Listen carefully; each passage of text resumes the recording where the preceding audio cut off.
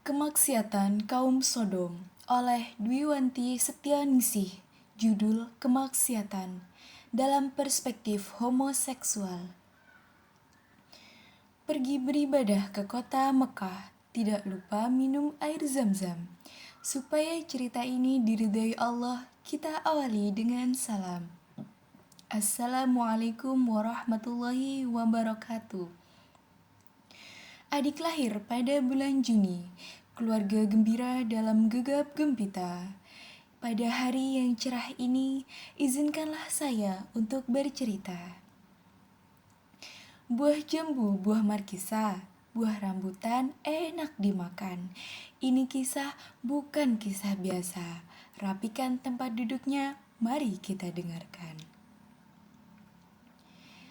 Dalam sinopsis, sebuah perbuatan mungkar, perbuatan keji yang belum pernah dilakukan oleh seorang pun di alam semesta ini.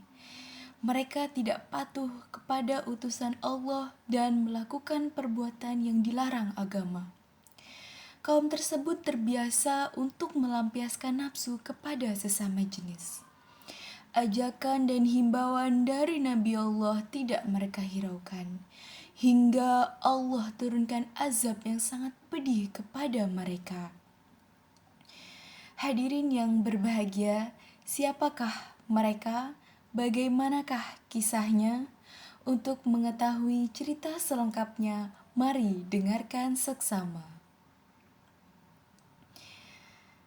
Alkisah di negeri Sodom, Yordania, diutuslah seorang nabi yang bernama Lut alaihi salam. Ketika itu akhlak penduduknya sangat buruk. Mereka mengerjakan perbuatan keji seperti melakukan hubungan dengan sesama jenis atau homoseksual. Nabi Allah mengajak penduduk Sodom untuk beriman dan meninggalkan perbuatan keji itu. Beliau berkata, "Mengapa kamu tidak bertakwa? Sesungguhnya aku adalah seorang rasul kepercayaan yang diutus kepadamu. Maka bertakwalah kepada Allah dan taatlah kepadaku." Tetapi kaum tersebut tidak memperdulikan seruan itu. Bahkan mereka bersikap sombong dan mencemoohnya. Meskipun begitu, beliau tidak putus asa. Ia tetap sabar berdakwah, mengajak mereka dengan bijaksana dan sopan. Akan tetapi, kaumnya tidak ada yang beriman. Bahkan mereka berkata kepada Nabi Lut dengan hati mereka yang kasar, "Datangkanlah kepada kami azab Allah jika kamu termasuk orang-orang yang benar." Beliau dan keluarganya yang beriman pun menjauhi mereka. Namun istrinya lebih memilih kafir serta membantu kaum Sodom untuk mengucilkan dan mengolok-olok Nabi Lut alaihi salam. Pengkhianatan tersebut merupakan bukti bahwa ia adalah seorang yang kafir dan tidak beriman kepada Allah Subhanahu wa Ta'ala. Kemudian Allah Subhanahu wa Ta'ala mengutus 3 orang malaikat dalam bentuk manusia. Mereka sampai di rumah Nabi Allah sebagai para pemuda yang tampan dan rupawan. Ketika beliau melihat mereka, maka timbullah kekhawatiran akan keadaan para tamu tersebut. Pada saat itu, tidak ada yang mengetahui kedatangan mereka selain Nabi Lut dan istrinya. Namun, ketika si istri keluar dari rumah, ia menyebarkan berita tentang kedatangan tamu-tamu yang rupawan itu kepada kaum Sodom. Setelah mendengar berita menghebohkan itu, maka kaumnya pun datang dengan bergegas menuju rumah Nabi Lut alaihi salam.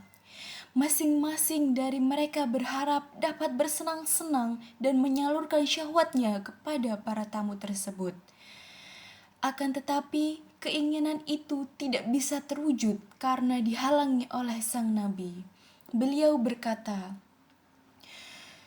"Sesungguhnya mereka adalah tamuku. Maka janganlah kamu membuatku malu. Bertakwalah kepada Allah dan janganlah kamu membuat aku terhina.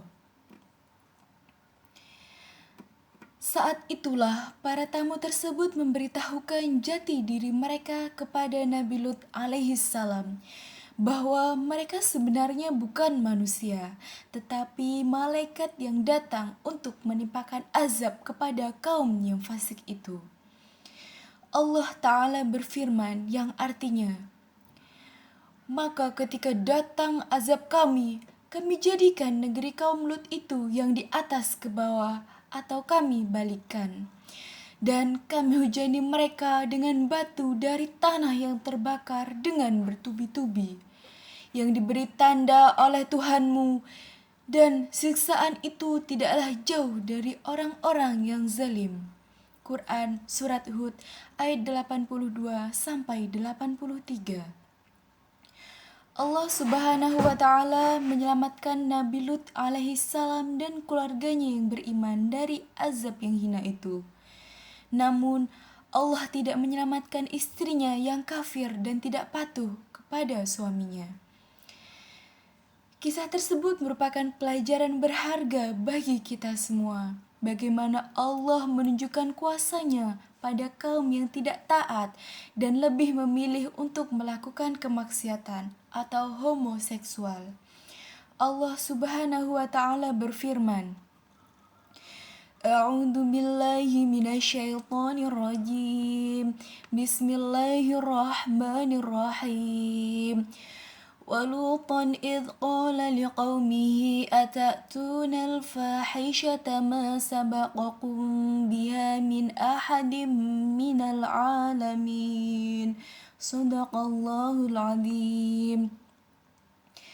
Pergi ke pasar membeli makaroni, turunnya di kota Surakarta. Semoga secuil kisah teladan ini dapat memperkokoh keimanan kita.